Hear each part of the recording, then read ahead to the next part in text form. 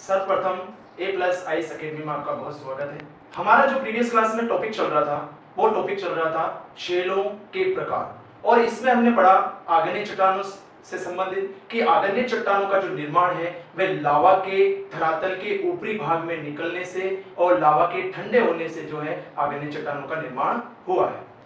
धरातल की आंतरिक संरचना और धरातल की ऊपरी संरचना के बारे में हमने पढ़ा कि आग्नेय चट्टानों का निर्माण कैसे होते हैं, चट्टानों की क्या क्या कैरेक्टरिस्टिक होती है, क्या क्या विशेषताएं होती है, और आग्नेय चट्टानों का निर्माण जो है वो किस प्रकार से हुआ है, इसका हमने अध्ययन किया था।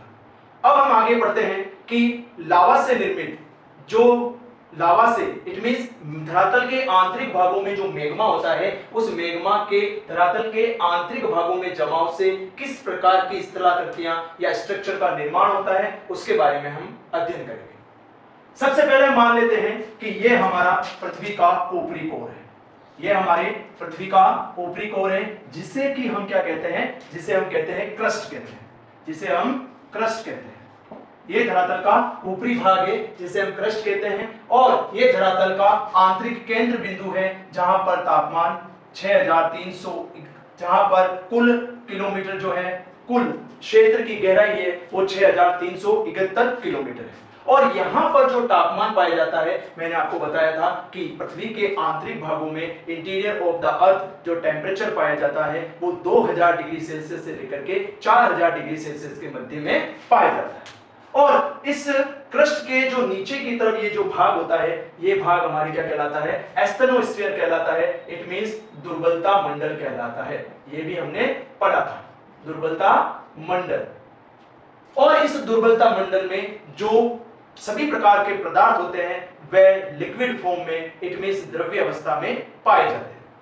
जब धरातल का आंतरिक भाग का लावा, जब धरातल का आंतरिक भाग का जो मैग्मा है वह धरातल के ऊपर आने की कोशिश करता है, लेकिन किसी कारणवश ये धरातल के ऊपर नहीं आ पाता और धरातल के आंतरिक भागों में जो चट्टानों की लेयर पाई जाती है, जो परत पाई जाती है, इसमें विभिन्न प्रकार की आंतरिक स्थलाकृतियों का निर्माण करता है। इसको हम एक एक करके समझते हैं। तो सबसे पहले आता है हमारा बैथोलिथ।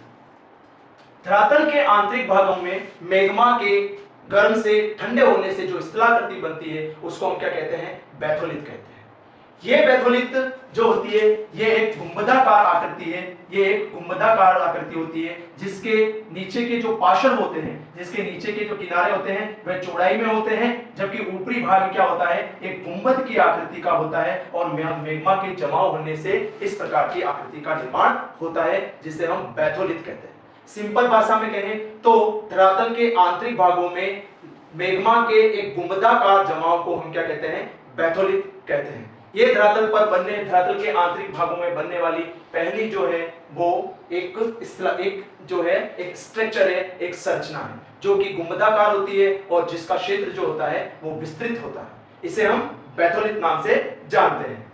इसके बाद बैथोलिथ, जो ये बैथोलिथ है, अगर धरातल के आंतरिक भागों में ये गुंबदाकार आकृति मोटे रूप में बन जाए, ये गुंबदाकार आकृति मोटे रूप में बन जाए तो हम इसे बैथोलिथ कहते हैं, और धरातल के आंतरिक भागों में अगर ये गुंबदाकार आकृति छोटे रूप में बन जाए तो इसको हम क्या कहते हैं, स्टॉक कहते हैं, इसको हम स्टॉक कहते हैं। इट मींस धरातल के आंतरिक भागों में लावा के ठंडे होने से जो गुंबदाकार मोटी आकृति बनती है उसे हम बैथोलिथ कहते हैं, और जो छोटी गुंबदाकार आकृति बनती है उसको हम स्टॉक कहते हैं।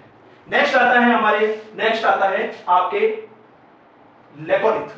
दूसरी प्रकार की, जो ये फर्स्ट प्रकार की हो गई, और दूसरी प्रकार की जो लावा के यानी मैग्मा के धरातल के आंतरिक भागों में जमाव से जो संरचना का निर्माण होता है, जो स्ट्रक्चर का निर्माण होता है उसे हम लेकोलिथ कहते हैं। और इसमें जो लावा का जमाव होता है वह धरातल की आंतरिक लेयर में कुछ इस प्रकार से होता है, जिसमें ये ऊपर से तो गुंबदाकार होता है जबकि इसके दोनों किनारे जो हैं वो विस्तृत ज्यादा होते हैं और इसके मध्य का भाग खोखला रह जाता है, और इस प्रकार की जो आकृति का निर्माण होता है उसे हम क्या कहते हैं, लेकोलिथ नाम से जानते हैं। तो इस प्रकार से हमने बैथोलिथ और लेकोलिथ के नाम से जाना। इसके बाद हम पढ़ते हैं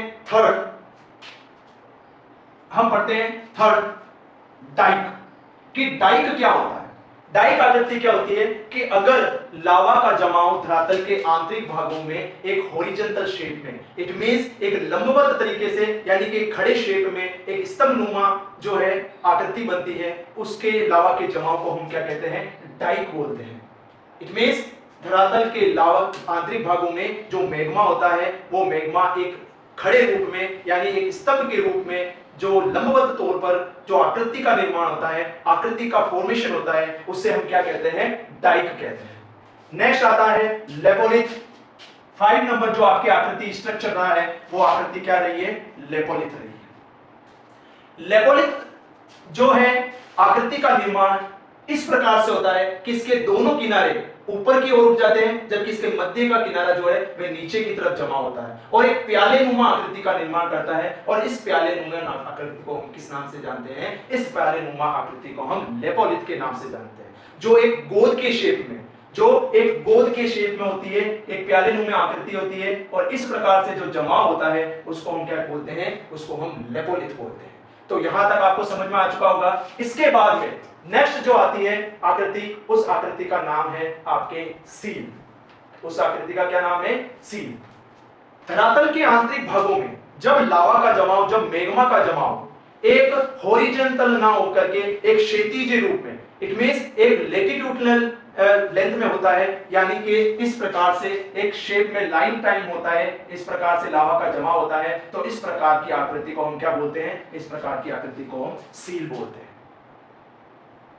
आगे हम देखते हैं कि नेक्स्ट जो हमने इस प्रकार से एक नेक्स्ट हमारी जो बस्ती है उसका नाम है फैकोलिथ। फैकोलिथ स्ट्रक्चर का निर्माण किस प्रकार से होता है कि अगर लावा का जमाव एक लंबवत तौर पर, इट मींस एक लहर नुमा हो और कुछ भाग तो कमजोर रह जाए और जैसे ऊपर उठा हुए भाग में लावा जम जाए और नीचे धसे हुए भाग में लावा जम जाए, फिर ऊपर उठे हुए भाग में लावा जम जाए और फिर इस प्रकार से एक लहर नुमा लावा का जमाव होता है इस प्रकार से, तो इसको हम बोलते हैं फैकोलिथ।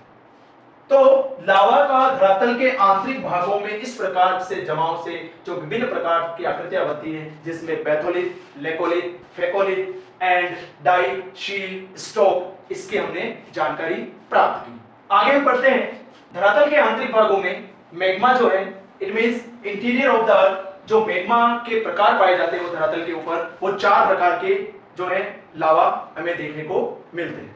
कितने प्रकार के, 4 प्रकार के। ये जो मैग्मा है ये 4 प्रकार में बांटे गए हैं। इसका मतलब क्या हुआ कि धरातल के आंतरिक भागों में अलग अलग प्रकार के मिनरल्स मिलते हैं, अलग अलग प्रकार के द्रव होते हैं और इनके गाढ़ेपन के प्रकृति के कारण, इनके लचीलेपन के कारण, इनकी बहाव शक्ति के अकॉर्डिंग लावा को यानी कि मैग्मा को 4 पार्ट में डिवाइड किया गया। पहला अम्लीय लावा, जिसे एसिडिक लावा बोला जाता है, क्षारीय लावा और अल्ट्रा क्षारीय लावा एवं मध्यवर्ती लावा, इट मींस इसको बोला जाता है एंडेसाइड लावा के नाम से जानते हैं। सबसे पहले हम जानते हैं अम्लीय लावा के बारे में। तो अम्लीय लावा जो होता है ये एसिडिक लावा, इसके अंदर सिलिका की मात्रा जो होती है वह लगभग 65% मात्रा जो होती है वो सिलिका की मात्रा होती है। और ये लावा जो प्रकृति में यानी कि नेचर वाइज बोला जाए तो ये बहुत ही अधिक गाढ़ा होता है, बहुत ज्यादा गाढ़ा होता है। और जब ये लावा ज्वालामुखी क्रिया के द्वारा अचानक से बाहर निकलता है तो गाढ़ा होने के कारण ये विस्फोटक प्रकृति के आधार पर धरातल के आंतरिक भागों से बाहर निकलता है और धरातल के ऊपर आने के बाद ये लावा गाढ़ा होने के कारण उस क्षेत्र के आसपास में ही जमा हो जाता है, जिससे कि पर्वतों का निर्माण होता है। सिंपल सी बात है कि पर्वतों का निर्माण किससे होता है, तो पर्वतों का निर्माण जो होता है एसिडिक लावा से होता है। क्यों? क्योंकि ये लावा गाढ़ा होता है और जब ये अचानक से एक केंद्रीय उद्गार यानी सेंटर वाले पार्ट से जब ये लावा बाहर निकलता है तो गाढ़ा होने के कारण उसके आसपास के क्षेत्र में ही जमा हो जाता है और इसकी वजह से एक ऊंची संरचना का निर्माण करता है, जिसे हम नाम दे सकते हैं पर्वत, इट मींस माउंटेन्स या कटक के नाम से जानते हैं। इस लावा में अम्लीय लावा से बनी जो चट्टानों के प्रकार है उसके 2 एग्जाम्पल हैं। चट्टान 2 प्रकार की चट्टान है, एक है रायोलाइट और एक है डेसाइट चट्टान। अम्लीय लावा से निर्मित जो चट्टानों के प्रकार हमने पढ़े इसमें है रायोलाइट एंड डेसाइट प्रकार की चट्टानें या रॉक्स बोल सकते हैं। तो हमने यहाँ समझा कि अम्लीय लावा क्या होता है, कि अम्लीय लावा गाढ़ा होता है। अम्लीय लावा में सिलिका की मात्रा जो होती है 65% होती है। ये अम्लीय लावा जो है ये धरातल के आंतरिक भागों में एकदम विस्फोट के रूप में बाहर निकलता है, केंद्रीय उद्गार के रूप में बाहर निकलता है। और इस चट्टानों के जो प्रकार है मुख्य रूप से वह कौन कौन से हैं? एक है हमारे रायोलाइट और दूसरी है हमारे डेसाइट। तो इस प्रकार से हमने अम्लीय लावा के बारे में जाना। नेक्स्ट आता है क्षारीय लावा। नेक्स्ट हमारे आता है क्षारीय लावा। क्षारीय लावा जो होता है वह अम्लीय लावा से पतला होता है। इट मींस इसमें सिलिका की मात्रा जो होती है वह 50% पाई जाती है और इसी सिलिका की मात्रा की कमी के कारण ये लावा जो होता है पतला होता है और पतला होने के कारण ये लावा जो है धरातल के अधिक क्षेत्र में विस्तृत होता है और इस लावा से सारे लावा से जो है पठारों का निर्माण होता है। इस सारे लावा से पठारों का निर्माण होता है और ये लावा अम्लीय लावा के विस्फोट से कम विस्फोटित होता है। इट मींस ये लावा कम विस्फोट करता है। उदाहरण के लिए इन क्षारीय लावा की से बनी जो चट्टानें हैं वो चट्टानें हैं बेसाल्ट चट्टानें और गैब्रो चट्टानें। दो प्रकार की चट्टानों का फॉर्मेशन होता है, एक है बेसाल्ट चट्टानें और दूसरी है गैब्रो चट्टानें। तीसरे प्रकार के लावा की हम बात करते हैं तो तीसरे प्रकार के लावा में हमारा आता है अल्ट्रा क्षारीय लावा। अल्ट्रा क्षारीय लावा जो होता है यहां पर सिलिका की मात्रा इसमें 40% सिलिका की मात्रा पाई जाती है और यह लावा बहुत ही ज्यादा गर्म होता है। यह लावा पतला तो होता है, सिलिका की मात्रा इसमें 40% होती है, बट यह लावा बहुत ही ज्यादा गर्म होता है और बहुत ही ज्यादा पतला होता है। यह लावा बहुत ही ज्यादा गर्म होता है और बहुत ही ज्यादा पतला होने के कारण यह लावा बहुत ही विस्तृत क्षेत्र में इसका फैलाव क्षेत्र होता है। आज के वर्तमान युग में इस प्रकार का जो ये लावा है ये अल्ट्रा क्षारीय लावा है। ये लावा हमें देखने को आज के संदर्भ में इन प्रेजेंट टाइम में इस प्रकार के लावा जो है वो देखने को दुर्लभ है। इट मींस ये देखने को नहीं मिलते हैं, इनविजिबल हो गए हैं, इस प्रकार से हम कह सकते हैं। इस अल्ट्रा क्षारीय लावा से जो निर्मित जो चट्टानें हैं उन चट्टानों को प्रकार जो है वो है कोमाटाइट चट्टान और पेरिडोटाइट चट्टान है। पेरिडोटाइट चट्टान एंड कोमाइट चट्टान जो है इस अल्ट्रा क्षारीय लावा के जो है मुख्य उदाहरण है। इसके बाद में हम चलते हैं नेक्स्ट लास्ट जो हमारा बचता है वो है मध्यवर्ती लावा। मध्यवर्ती लावा इट मींस जो है ये लावा जो है ये मॉडरेट लावा है। इट मींस ये लावा जो है ये चट्टानों के मध्य भागों में पाया जाता है। इसमें सिलिका की मात्रा जो होती है वह 55 से लेकर के 65% होती है, यानी कि 55% से लेकर 65% मात्रा जो होती है वह मध्यवर्ती लावा में सिलिका की मात्रा पाई जाती है। ये लावा जो होता है ना तो ज्यादा गाढ़ा होता है और ना ही ज्यादा पतला होता है, बल्कि ये मध्यम प्रकार का लावा है। ये सामान्य विस्फोट यानी कि सिंपल विस्फोट करता है, ना तो ज्यादा विस्फोटक और ना ही कम, बल्कि ये सामान्य विस्फोट करता है और इससे निर्मित जो चट्टानें हैं उसको हम कहते हैं एंडेसाइट चट्टानें या एंडेसाइट रॉक्स बोलेंगे। इस मध्यवर्ती लावा को एंडेसाइट लावा भी कहा जाता है। तो इस प्रकार से लावा मुख्य रूप से 4 प्रकार का होता है, अम्लीय लावा, क्षारीय लावा, अल्ट्रा क्षारीय लावा एंड लास्ट है मध्यवर्ती लावा।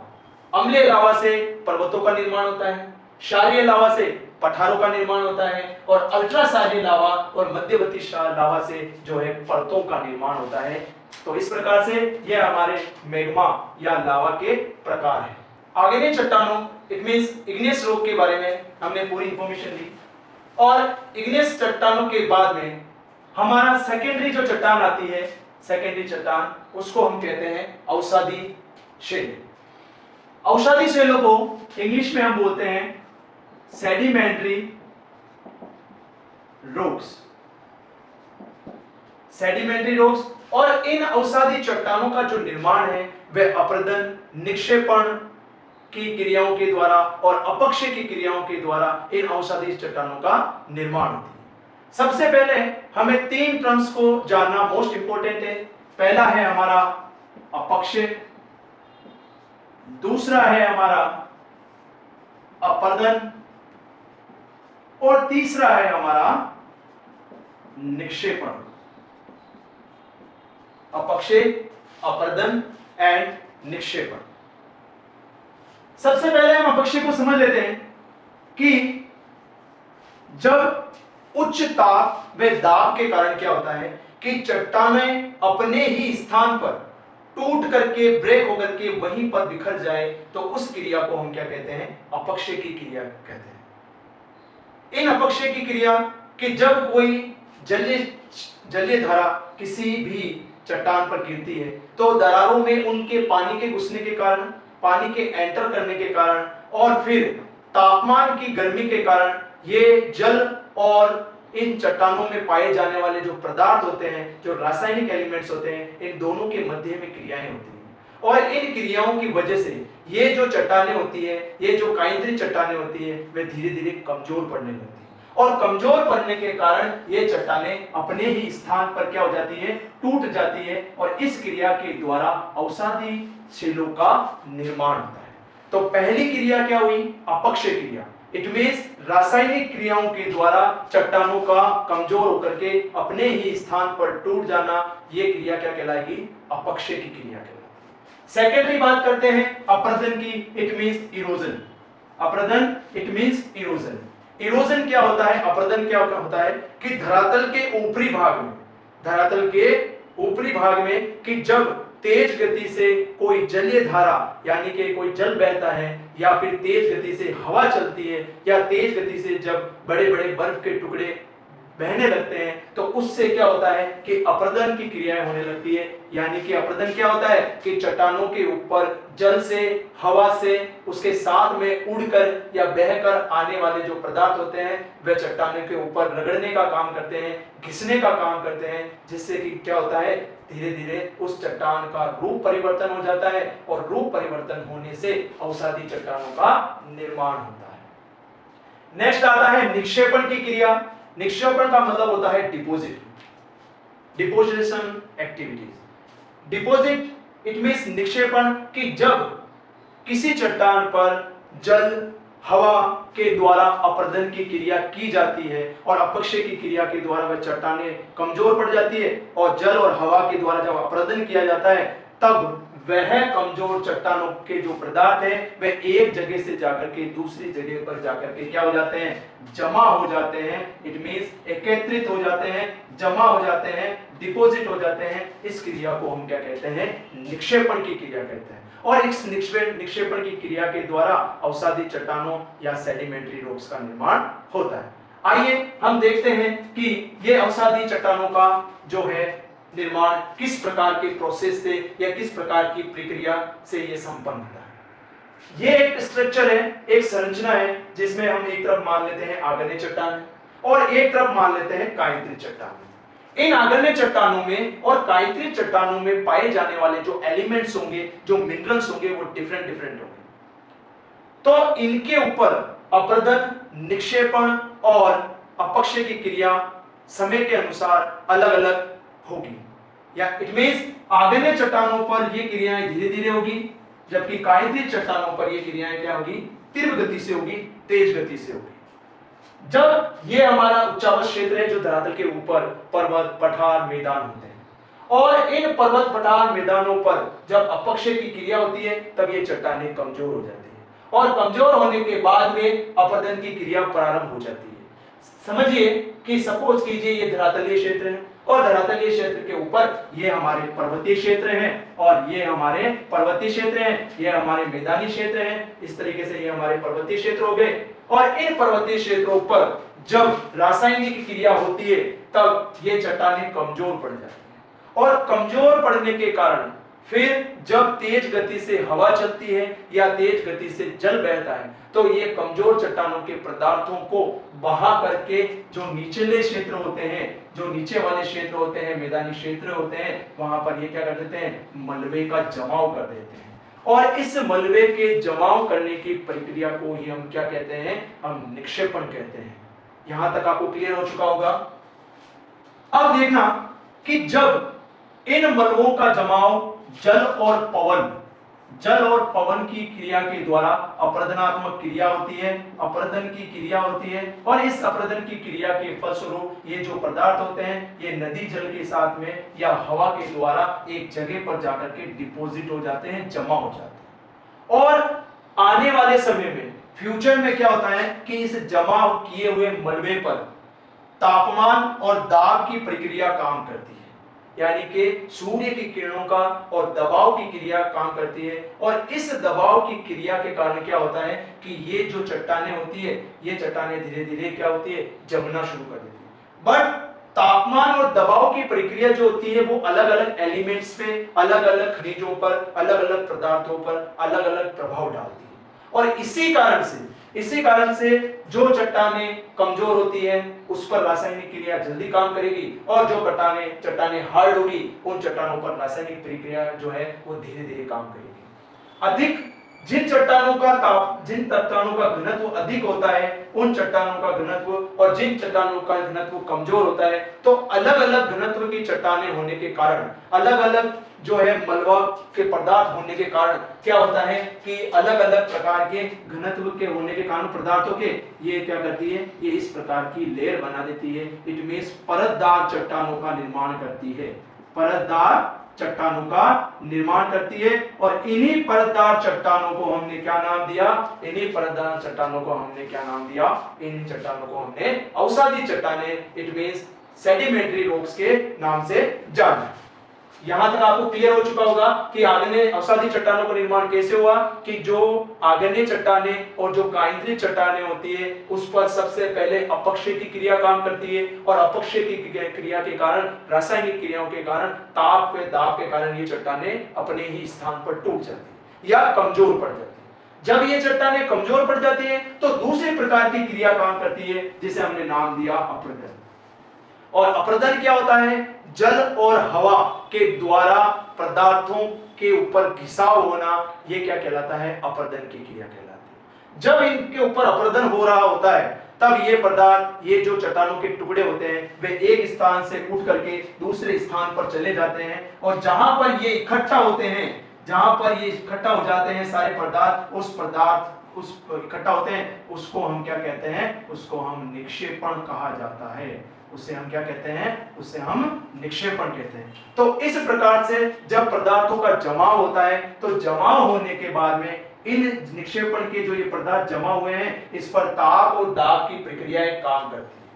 यहां पर हमें समझना है कि जब इसके जमाव पर ताप और दाब की क्रियाएं काम करती है, लेकिन इनमें जो पाए जाने वाले एलिमेंट्स होते हैं उनका घनत्व अलग अलग होता है, और घनत्व डिफरेंट होने के कारण क्या होता है कि जिन पदार्थों का घनत्व अधिक होता है वे अलग हो जाते हैं, और जिन पदार्थों का घनत्व कम होता है वे अलग हो जाते हैं, और दोनों के घनत्व अलग अलग होने की वजह से एक परतदार चट्टानों का फॉर्मेशन होता है, जमाव होता है। और इस परतदार चट्टानों को हमने क्या नाम दिया, इन चट्टानों को हमने अवसादी शैलों का नाम दिया, अवसादी शैलों का नाम दिया। तो इस प्रकार से अवसादी चट्टानों का निर्माण होता है। अब हम पढ़ेंगे अवसादी चट्टानों की विशेषताएं, it means characteristic of sedimentary rocks. अवसादी चट्टानों की फॉर्मेशन समझने के बाद में हम अब समझते हैं कि अवसादी चट्टानों की विशेषताएं क्या क्या होती है, कि क्या क्या गुण पाए जाते हैं अवसादी चट्टानों में। तो यहां पर हम देखते हैं कि अवसादी चट्टानों की विशेषता, it means features of sedimentary rocks. तो सबसे पहले अवसादी चट्टानों की विशेषताओं की बात करें तो सबसे पहले अवसादी चट्टानों का जो निर्माण है वह निर्माण निक्षेपण क्रिया के द्वारा संभव है, निक्षेपण प्रक्रियाओं के द्वारा संभव है। जो सबसे लास्ट में अवसादी चट्टानों पर जो क्रिया काम करती है उस क्रिया का नाम क्या है, निक्षेपण क्रिया या डिपोजिशनल एक्टिविटीज। इसके बाद में इस निक्षेपण क्रिया के द्वारा अवसादी चट्टानों का निर्माण होता है। और सेकेंडरी चीज है कि अवसादी चट्टानें जो होती है, अवसादी चट्टानों में जीवाश्म पाया जाता है, अवसादी चट्टानों में जीवाश्म पाया जाता है। सेकेंडरी कैरेक्टरिस्टिक क्या हुई कि अवसादी चट्टानों में क्या पाया जाता है, जीवाश्म पाया जाता है, यानी कि जीवों के अंश पाए जाते हैं। क्यों? क्योंकि जब चट्टानें कमजोर हो जाती है और अपक्षय की क्रियाओं के द्वारा चट्टानें कमजोर हो जाती है और अपरदनात्मक क्रियाओं के द्वारा जब वो चट्टानों के टुकड़े किसी एक स्थान से दूसरे स्थान पर आते हैं, तो जहां पर इन पदार्थों का जमाव होता है वहां जमाव होते समय विभिन्न प्रकार के जीव जंतु पेड़ पौधे जो होते हैं वे उस निक्षेपण जमाव में दब जाते हैं, और दबने के कारण यहां पर क्या होते हैं, यहां पर इन चट्टानों में जीवों के अंश पाए जाते हैं, इट मींस जीवाश्म पाए जाते हैं। नेक्स्ट, अवसादी जो चट्टानें होती है, इन अवसादी चट्टानों में अधात्विक खनिज पाए जाते हैं, अधात्विक खनिज पाए जाते हैं। देखिए, आग्नेय चट्टानें जो होती है वो लावा से निर्मित होती है, बट जब ये कमजोर हो जाती है रासायनिक प्रक्रियाओं के द्वारा, तो अवसादी चट्टानें क्या होती है कि एक जो है पदार्थों का एक संगठन होता है जिसमें धात्विक खनिजों की प्रधानता होती है। क्यों होती है? क्योंकि ये परतों का निर्माण करती है, और परतों के निर्माण के कारण ही इन अवसादी चट्टानों में अधात्विक खनिज अधिक पाए जाते हैं, जबकि धात्विक खनिजों की प्रधानता जो होती है, क्वांटिटी जो होती है, वह कम होती है। नेक्स्ट है, अवसादी चट्टानों को परतदार चट्टान भी कहा जाता है। अवसादी चट्टानों को परतदार चट्टान भी कहा जाता है। क्यों कहा जाता है? क्योंकि मैंने आपको पहले ही बताया था कि जब पदार्थों का जमाव होता है तो जमाव होने से अलग अलग पदार्थों का घनत्व डिफरेंट होता है, और अलग अलग होने की वजह से ये जो अलग अलग घनत्व की होती है, ये अपने घनत्व के अकॉर्डिंग एक दूसरे से मिल जाती है, और इस घनत्व जिसका घनत्व कम होता है वह एक तरफ एक जमा हो जाती है, और जिसका घनत्व अधिक होता है वह दूसरी तरफ जमा हो जाती है, और इसी के कारण से धरातल के ऊपर जो है अलग अलग परतों का निर्माण हो जाता है, और इन परतों के निर्माण से एक परतदार चट्टान का निर्माण होता है, और इस परतदार चट्टान को हम अवसादी शेल के नाम से जानते हैं। इस परतदार चट्टान को हम अवसादी परत या शेल के नाम से भी जानते हैं। नेक्स्ट बात करते हैं कि ये जो अवसादी चट्टानें होती है, इन अवसादी चट्टानों में उपजाऊपन अधिक होता है, उपजाऊपन अधिक होता है, उपजाऊपन की मात्रा जो होती है वह अधिक होती है। क्यों होती है? क्योंकि जब पहाड़ी इलाकों से ये पदार्थ बहकर आते हैं, तब इनके साथ में जीव जंतु और पेड़ पौधों के अंश भी इसके साथ में बहकर आ जाते हैं, और जो महीन मृदा जो होती है पर्वतीय ढालों पर, वह भी इनके साथ में जल और हवा के साथ में बहकर आ जाती है, और जहां पर ये डिपॉजिट होती है, जहां पर ये जमा होती है, वहां पर उपजाऊपन को बढ़ा देती है। तो यहां तक आपने अवसादी चट्टानों की विशेषताओं को समझा। इसके आगे नेक्स्ट हमारी जो विशेषता है अवसादी चट्टान की, वो है अवसादी चट्टानों की विशेषता क्या है, हम देखते हैं। अवसादी चट्टानों में जीवाश्म के दबने से अवसादी चट्टान में जीवाश्मों के दबने से क्या होता है कि कार्बन पदार्थ की मात्रा बढ़ जाती है, कार्बन पदार्थ की मात्रा बढ़ जाती है,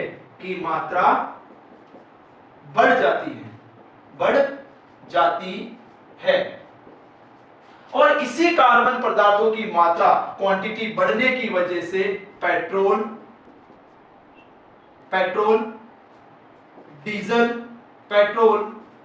डीजल व गैसेस जैसे कार्बनिक पदार्थ जो हैं हमारे इस अवसादी चट्टान में देखने को मिलेंगे।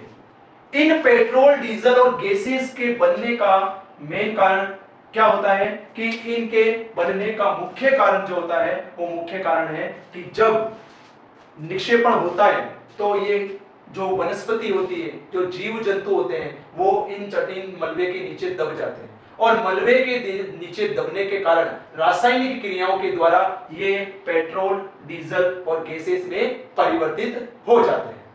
तो इस प्रकार से ये अवसादी चट्टानों से संबंधित कुछ मुख्य विशेषताओं को हमने पढ़ा।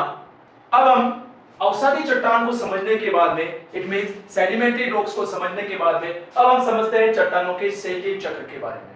यानी कि रॉक सर्कल के बारे में हम समझने की कोशिश करते हैं कि ये प्रोसेस किस तरीके से चलता है, कि किस तरीके से आग्नेय शेल काइंत्रित में परिवर्तित होती है, किस तरीके से काइंत्रित शेल अवसादी शेलों में परिवर्तित होती है, और फिर से किस तरीके से अवसादी शेलें जो है वह आग्नेय शेलों में परिवर्तित हो जाती है। तो सबसे पहले देखते हैं कि आग्नेय शेलें जो होती है वह आग्नेय शेलें, इन आग्नेय शेलों पर क्या होता है, जब ये लावा निर्मित नई शेलें बनती है तब इन आग्नेय शेलों पर तापमान व दाब का परिवर्तन होता है। इट मींस तापमान और दबाव बढ़ता है इन आग्नेय शेलों पर, और इस तापमान और दबाव के कारण ये शेलें जो है, ये आग्नेय शेलें काइंत्रित चट्टानों में परिवर्तित हो जाती है। इट मींस मेटामॉर्फिक रॉक्स के अंदर परिवर्तित हो जाती है। किस कारण से? आग्नेय शेलें जो होती है वह उच्च ताप व दाब के कारण परिवर्तित हो जाती है। अब काइंत्रित शेलें जो होती है, ये काइंत्रित शेलें इसके ऊपर अपक्षय व अपर्दन की क्रियाएं होती है, और इस अपक्षय और अपर्दन की क्रियाओं के कारण ये जो मेटामॉर्फिक रॉक होती है, ये मेटामॉर्फिक रॉक परिवर्तित होकर के अपक्षय व अपर्दन के कारण अवसादी सेलों में परिवर्तित हो जाती है, और ये अवसादी सेलों का निर्माण होता है, यानी कि सेडिमेंट्री रॉक्स का निर्माण होता है। अब इन सेडिमेंट्री रॉक्स यानी अवसादी सेलों के बनने के बाद अचानक से क्या होता है कि ज्वालामुखी विस्फोट की क्रियाएं इन अवसादी सेलों के अंदर अचानक से होने लगती है, और ज्वालामुखी विस्फोट की क्रियाओं के कारण ये जो अवसादी शेलें जो होती है ये मैग्मा में परिवर्तित हो जाती है, और मैग्मा में परिवर्तित होने के कारण फिर से ये आग्नेय शेलों में परिवर्तित हो जाती है। इसी प्रकार से आग्नेय शेलों पर जब अपक्षय व अपर्दन की क्रियाएं होती है तो ये अपक्षय और अपर्दन की क्रियाओं के कारण ये अवसादी सेलों में परिवर्तित हो जाती है। समझ में आ रहा होगा यहाँ पे कि जब आग्नेय सेलों पर उच्च दाब व ताप काम करता है तब ये काइंत्रित शेलें बनती है, और जब आग्नेय सेलों पर अपक्षय व अपर्दन की क्रिया होती है तब वह अवसादी सेलों में परिवर्तित हो जाती है। इन अवसादी सेलों के रूप में आग्नेय सेलों का परिवर्तन होना, और फिर इन अवसादी सेलों पर क्या होता है बेटा कि उच्च ताप व दाब पर परिवर्तन काम करता है, और उच्च ताप व दाब के कारण इन अवसादी सेलों में जो है रूप परिवर्तन की क्रियाएं होती है, यानी कि रासायनिक क्रिया परिवर्तन करने लग जाती है। और इस केमिकल प्रोसेस की वजह से क्या होता है कि केमिकल प्रोसेस की वजह से ये अवसादी शेलें काइंत्रित शेलों में परिवर्तित हो जाती है, और यही काइंत्रित शेलें इन आगे आने वाले समय में यह काइंत्रित शेलें क्या होती है कि इन काइंत्रित शेलों पर धरातल के गहराई में जाकर मैग्मा बन जाने से फिर से ये लावा में परिवर्तित हो जाती है। ये काइंत्रित शेलें रूप परिवर्तित करती है, और रूप परिवर्तन के बाद में इन काइंत्रित शेलों के धरातल के आंतरिक भागों में चले जाने से और चले जाने के कारण तापमान की अधिकता के कारण ये शेलें जो है लावा में परिवर्तित हो जाती है, और लावा में परिवर्तन होने के बाद ये फिर से आग्नेय शेलों में परिवर्तित हो जाती है। एक बार फिर से हम इसको समझने की कोशिश करते हैं। ये हमारा शेल चक्र है। इस शेल चक्र में हम समझते हैं, पहले हम इस तरीके से एंटी क्लॉकवाइज चलते हैं। एंटी क्लॉकवाइज हम समझने की कोशिश करते हैं कि किस प्रकार से और कौन सी सेलों पर किस प्रकार का बल या किस प्रकार की प्रक्रियाएं काम करती हैं। तो समझिएगा ध्यानपूर्वक कि सर्वप्रथम धरातल के ऊपर बनने वाली जो शेल होती है वो है हमारे आग्नेय शेल, जिनका निर्माण लावा का जमा होने से, मैग्मा के धरातल से बाहर निकलने से और मैग्मा के जमा होने से लावा का निर्माण होता है धरातल के ऊपर, और लावा से निर्मित शेलें जो होती है उनको हम इग्नियस रॉक या आग्नेय शेल कहते हैं, और इनको हम प्राथमिक शेलों के नाम से भी जानते हैं। इन आग्नेय शेलों पर जब अपक्षय व अपर्दन की क्रिया हो, अगर आग्नेय शेलों पर अपक्षय और अपर्दन की क्रिया हो तो अपक्षय और अपर्दन की क्रिया के कारण अवसादी शेलों का निर्माण होता है। इट मींस सेडिमेंट्री रॉक्स का निर्माण होता है। यहां तक आप समझ गए होंगे कि जब सबसे पहले आग्नेय शेलों का निर्माण होता है धरातल पे, और आग्नेय शेलों के निर्माण होने के बाद जब इन आग्नेय शेलों पर अगर अपक्षय और अपर्दन की क्रिया काम करे, अगर अपक्षय और अपर्दन की क्रिया काम करे तो ये चट्टाने, आग्नेय चट्टाने परिवर्तित होकर के, चेंज होकर के ये अवसादी सेलों में परिवर्तित हो जाती है। यहां तक आपको समझ में आ चुका होगा। अब अवसादी सेलों का परिवर्तन किस प्रकार से होता है कि जब अवसादी सेलों पर उच्च तापमान व दबाव काम करे, मतलब कि प्रेशर काम करे और तापमान यानी कि टेम्परेचर काम करे, इन अवसादी सेलों पर तापमान और उच्च दाब काम करता है तो इनका रूप परिवर्तन यानी कि इनका कलर चेंज हो जाता है रासायनिक क्रियाओं के द्वारा, केमिकल प्रोसेस के द्वारा, और ये अवसादी चट्टानें, ये सेडिमेंट्री रॉक्स जो है दाब और ताप के कारण ये मेटामॉर्फिक रॉक में जाकर के परिवर्तित हो जाते हैं। मेटामॉर्फिक रॉक यानी कायंत्रित चट्टानें, कायंत्रित चट्टानों पर जब ये चट्टानें धरातल के आंतरिक भागों में चली जाती है तो धरातल के आंतरिक भागों में चले जाने के कारण ये कायंत्रित चट्टानें फिर से लावा में परिवर्तित हो जाती है, इट मींस द्रव अवस्था में बदल जाती है। और इसी द्रव अवस्था के बदलने के कारण जब वोल्केनिक इरप्शन की क्रियाएं होती है, इट मींस ज्वालामुखी की विस्फोट की क्रियाएं होती है और लावा धरातल के आंतरिक भाग से धरातल के ऊपर आता है तो फिर ये लावा क्या होता है, फिर से ये लावा धरातल के ऊपर आकर के ठंडा हो जाता है और ठंडा होने से फिर से इग्नियस रॉक का निर्माण हो जाता है। तो इस तरीके से हमने एंटी क्लॉकवाइज सर्कल को समझने की कोशिश की, शेनले चक्र को। अब हम चलते हैं क्लॉकवाइज यानी कि घड़ी की सुई की दिशा में चलते हैं कि किस प्रकार से आग्नेय चट्टानों पर बल काम करेगा और आग्नेय चट्टान जो है वह कायंत्रित चट्टानों में परिवर्तित हो जाएगी। देखिए कि जब आग्नेय शेलों पर उच्च दाब व ताप का काम होगा, जब तापमान काम करेगा और जब दबाव पड़ेगा तो आग्नेय शेलें उच्च ताप व दाब के कारण किसमें परिवर्तित होगी, वह परिवर्तित होगी कायंत्रित शेलों में। आग्नेय शेलों पर जब तापमान और दबाव काम करेगा तो वह कायंत्रित शेलों में परिवर्तन होगी और जब आग्नेय शेलों पर अपक्षय और अपरदन की क्रिया होगी तो वह किसमें बदल जाएगी, अवसादी शेलों में बदल जाएगी। तो आग्नेय शेलों पर जब तापमान और दबाव काम करता है तो वह कायंत्रित शेलों में परिवर्तित हो जाती है और कायंत्रित शेलों पर अपक्षय व अपरदन की क्रियाएं होती है। जब कायंत्रित शेलों पर अगर अपक्षय और अपरदन की क्रिया हो तो वह अवसादी शेलों में परिवर्तित हो जाती है। किसमें हो जाती है, अवसादी शेलों में परिवर्तित। लेकिन अगर कायंत्रित शेलों पर दाब व ताप काम करता है तो वह किसमें चेंज हो जाती है, आग्नेय शेलों में परिवर्तित हो जाती है। और इस प्रकार से जब कायंत्रित शेलें अपक्षय व अपरदन के कारण अवसादी शेलों में परिवर्तित होती है तो फिर से क्या होता है कि ये जो अवसादी शेल होती है, इन अवसादी शेलों में ये जो शेलों का पदार्थ होता है ये फिर से किसमें चेंज हो जाता है, ये फिर से मैग्मा में चेंज हो जाता है। जब ये चट्टानें कमजोर हो जाती है, पुरानी हो जाती है तो इनके निक्षेपण से धरातल के आंतरिक भागों में फिर से मैग्मा बनने लगता है और मैग्मा के बनने के बाद जब धरातल के आंतरिक भागों से ज्वालामुखी विस्फोटक क्रियाएं होती है तो फिर से हमारे लावा के जमाव से आग्नेय शेलें, इट मींस इग्नियस रॉक का निर्माण हो जाता है। तो इस प्रकार से ये शेलें जो है वे एक दूसरे के क्रम से जुड़ी हुई है और एक तरीके से ये सर्कल को तैयार करती है। तो ये सर्कल हमारे क्या कहलाता है, ये हमारा सर्कल कहलाता है शेल चक्र या फिर हम इसे कह सकते हैं शेल चक्र या फिर रॉक सर्कल बोल सकते हैं, रॉक साइकिल बोल सकते हैं।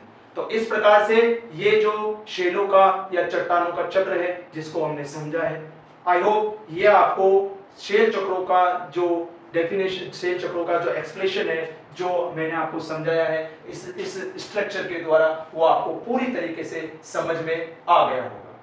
तो जैसा कि हमने पढ़ा आग्नेय चट्टानों और अवसादी चट्टानों का फॉर्मेशन किस प्रकार से होता है।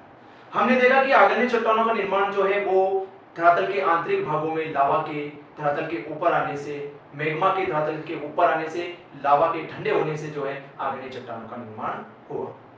दूसरा हमने पढ़ा था अवसादी चट्टानों के बारे में, जिसे हमने कहा सेडिमेंट्री रॉक्स।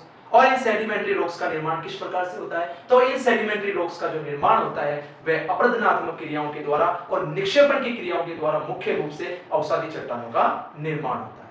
और इसके साथ में एक और क्रिया काम करती है जिसे हम कहते हैं अपक्ष।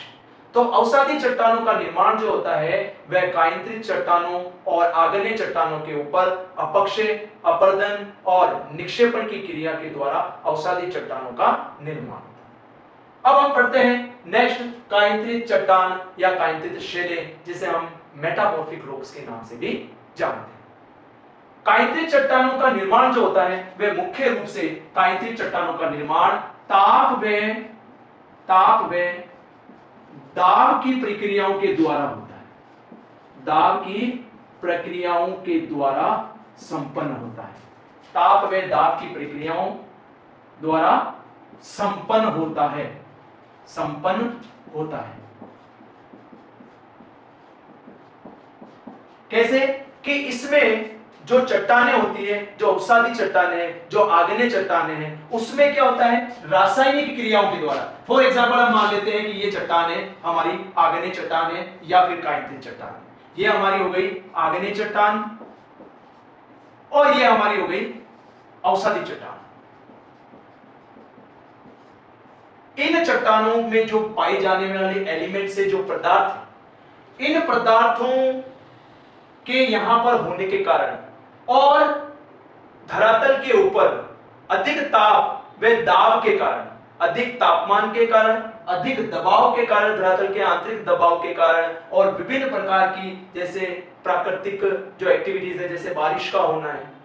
जब क्या होता है कि जब बारिश का पानी इनके ऊपर गिरता है, जब बारिश का पानी इनके ऊपर गिरता है और बारिश के पानी के गिरने के कारण इन चट्टानों के बीच में जो छिद्र पाए जाते हैं उसमें बारिश का पानी क्या हो जाता है, भर जाता है। और भरने के बाद इन दरारों में बारिश का पानी भरने के बाद इन पदार्थों की रासायनिक गुणधर्मों, इन पदार्थों के भौतिक गुणधर्मों के कारण और इस जल के जो रासायनिक गुण होते हैं, इनके कारण रासायनिक क्रिया होती है, यानी कि केमिकल एक्टिविटीज होती है। अधिक तापमान यानी तापमान भी बढ़ता है, बारिश भी होती है और यहां पर प्रेशर भी ज्यादा बढ़ता है और इन्हीं कारणों से अधिक ताप में दाब के कारण ये जो अवसादी चट्टानें हैं, ये जो आग्नेय चट्टानें हैं, ये परिवर्तित होकर के कायंत्रित चट्टानों में बदल जाती है। तो ध्यान रखना है, कायंत्रित चट्टानों का निर्माण ताप व दाब की प्रक्रियाओं के द्वारा संपन्न होता है। दूसरा, ताप व दाब की क्रिया के कारण इन चट्टानों का क्या होता है, रूप परिवर्तन हो जाता है। क्या हो जाता है, रूप परिवर्तन हो जाता है, रूप परिवर्तन हो जाता है। और इस रूप परिवर्तन होने के कारण ही इन चट्टानों को हमने क्या नाम दिया, इन चट्टानों को हमने रूपांतरित चट्टान के नाम से भी जानते हैं। किनको जानते हैं, कायंत्रित चट्टानों को रूपांतरित चट्टानों के नाम से भी जानते हैं। नेक्स्ट बात करते हैं कि कायंत्रित चट्टानों पर दो प्रकार की क्रियाएं काम करती है, रासायनिक प्रक्रिया काम करती है, रासायनिक प्रक्रिया काम करती है, इट मींस केमिकल प्रोसेस काम करता है। और रासायनिक प्रक्रियाओं के द्वारा जो पदार्थों का गुणधर्म होता है, जो पदार्थों का गुणधर्म होता है, उस गुणधर्म में क्या आ जाता है, जो पदार्थों का गुणधर्म होता है, उन पदार्थों के गुणधर्म में क्या आ जाता है, परिवर्तन आ जाता है, परिवर्तन आ जाता है। और ये चट्टानें कायंत्रित चट्टानों में परिवर्तित हो जाती है या रूपांतरित चट्टानों में परिवर्तित हो जाती है। इन चट्टानों में जो प्रक्रिया होती है वह विघटन व समायोजन, विघटन व समायोजन की प्रक्रिया संपन्न होती है, विघटन व समायोजन की प्रक्रिया संपन्न होती है। और इसी विघटन और समायोजन की प्रक्रियाओं के द्वारा इन चट्टानों का जो है रूप परिवर्तन हो जाता है। ये जो कायंत्रित चट्टानें होती हैं, ये कायंत्रित चट्टानें मौलिक चट्टानों, ये कायंत्रित चट्टानें मौलिक चट्टानों से, मौलिक चट्टानों से, मौलिक चट्टानों से अधिक कठोर होती है, मौलिक चट्टानों से अधिक कठोर होती है। यह आपको चीज ध्यान रखनी है कि इन चट्टानों का जो मौलिक चट्टानों से अधिक कठोर होते हैं, इट मींस इनमें कठोरता अधिक पाई जाती है। मौलिक चट्टानें कौन सी चट्टानें हैं, तो मौलिक चट्टानें जो हैं हमने क्या नाम दिया, उसको नाम दिया आग्नेय चट्टानें, इट मींस इग्नियस रॉक। ये जो कायंत्रित चट्टानें होती है, ये आग्नेय चट्टानों से भी ज्यादा कठोर होती है। आगे देखें 6 नंबर कि इन चट्टानों में जो है वो रंध्र नहीं पाए जाते हैं। तो आप समझ चुके होंगे कि कायंत्रित चट्टानों में रंध्र नहीं पाए जाते हैं।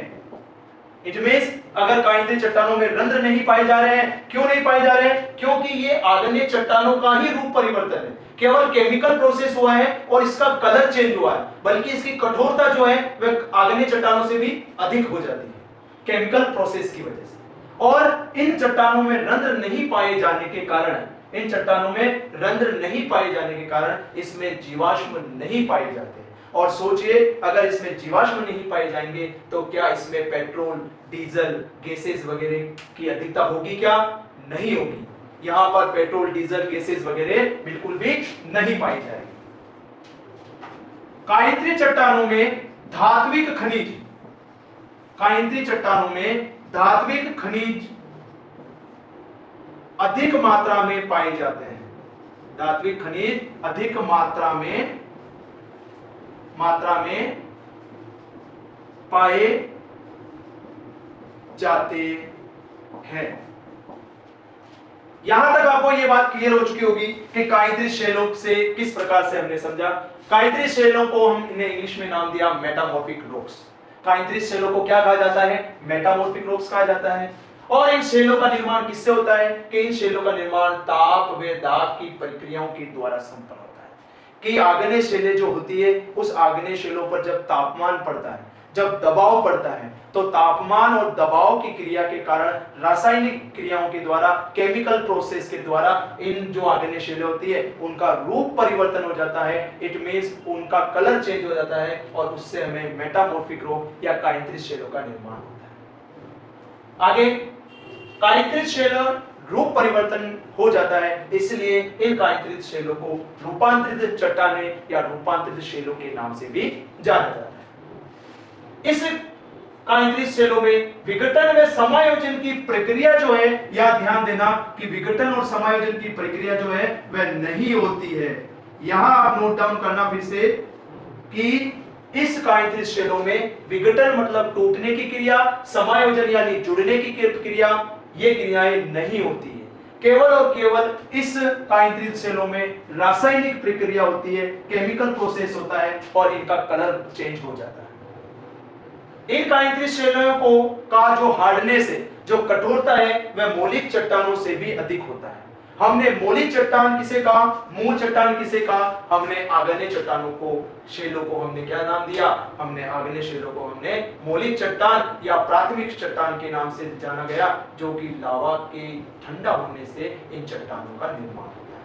और ये चट्टानें जो होती है वह कायंत्रित चट्टानों से कम हार्ड होती है, यानी कि कम कठोर होती है, और कायंत्रित चट्टानों की कठोरता अधिक होती है। नेक्स्ट है, कायंत्रित चट्टानों में रंध्र नहीं पाए जाते हैं। रंध्र का मीन्स होता है छेद। छोटे छोटे से जो छिद्र होते हैं उनको हम क्या बोलते हैं? रंध्र बोलते हैं, होल बोलते हैं। और इस कायंत्रित चट्टानों में रंध्र नहीं पाए जाते हैं, और रंध्र नहीं पाए जाने के कारण इन कायंत्रित चट्टानों में जीवाश्म भी नहीं होंगे। और जब जीवाश्म नहीं होंगे तो इन कायंत्रित चट्टानों में पेट्रोल, डीजल, गैस भी नहीं होंगे। नेक्स्ट बात करते हैं, इन कायंत्रित चट्टानों में धात्विक खनिज अधिक मात्रा में पाए जाते हैं। धात्विक खनिज अधिक आते हैं जबकि अधात्विक खनिज नहीं पाए जाते। धात्विक खनिज के बारे में क्या है कि धात्विक खनिज यानी मेटेलिक मिनरल्स किसे कहा जाता है? जिसमें धातु का अंश समायोजित होता है, उसे हम धात्विक खनिज कहते हैं। तो इस प्रकार से हमने कायंत्रित चट्टानों के बारे में पूर्ण रूप से अध्ययन किया है।